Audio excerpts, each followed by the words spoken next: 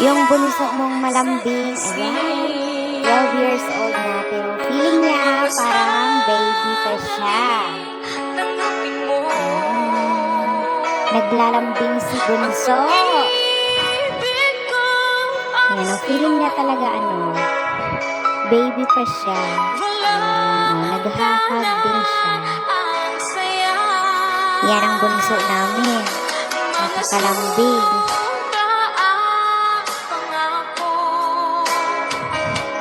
Ang baby ni Papa. Ganyan din ba ang bunso ninyo? Ayan, naghahalik pa yan. Inaamo yung kilikili ng papa niya.